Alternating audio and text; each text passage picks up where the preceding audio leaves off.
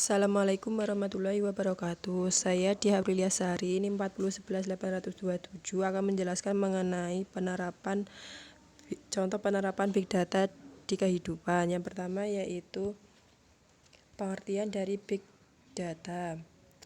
Kumpulan proses yang terdiri volume data dalam jumlah besar yang terstruktur maupun tidak terstruktur dan digunakan untuk membantu kegiatan bisnis.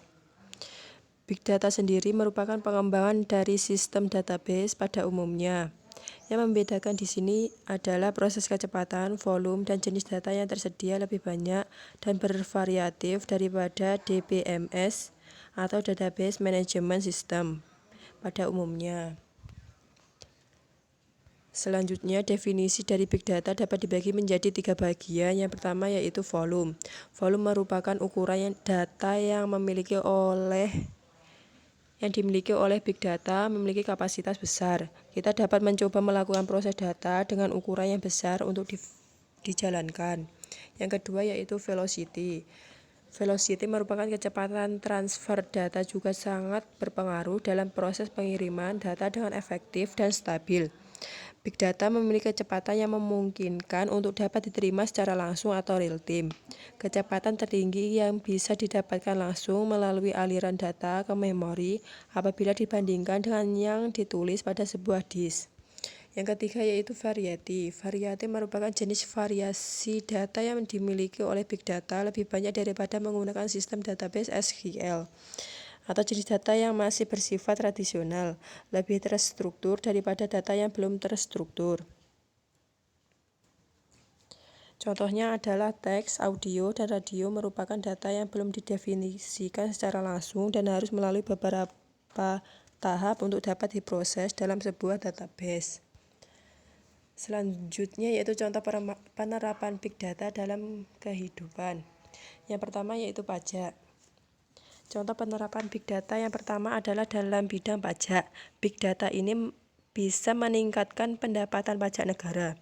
Kesadaran masyarakat terhadap wajib pajak masih kurang. Hal tersebut membuat Ditjen Pajak tidak mampu memenuhi target seperti yang diharapkan.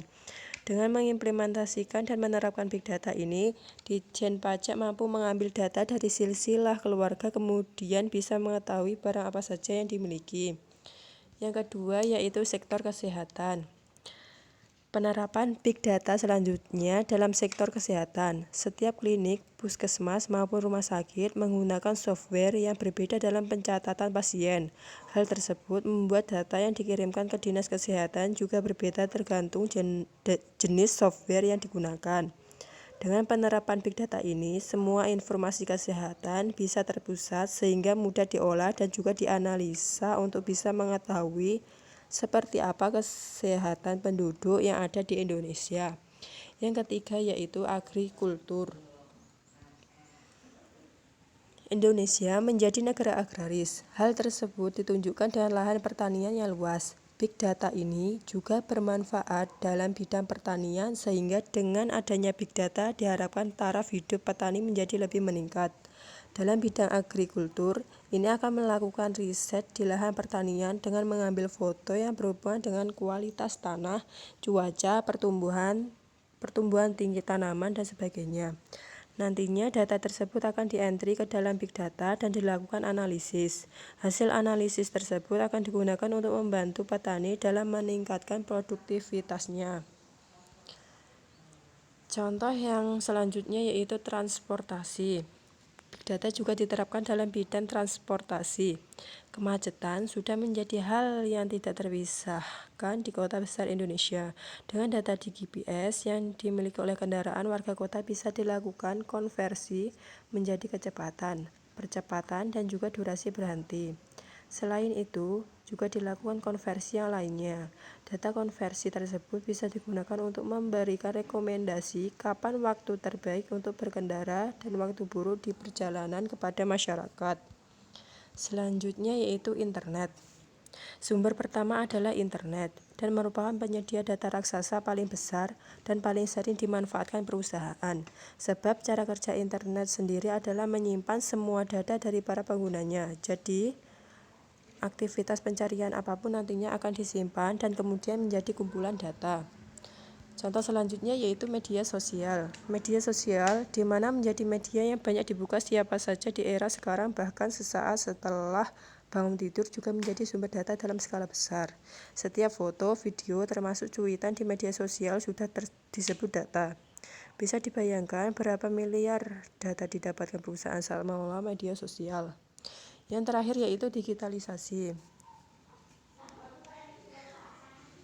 Digitalisasi media tertentu kemudian menciptakan sumber data dan tertentu bisa dikelola oleh suatu perusahaan.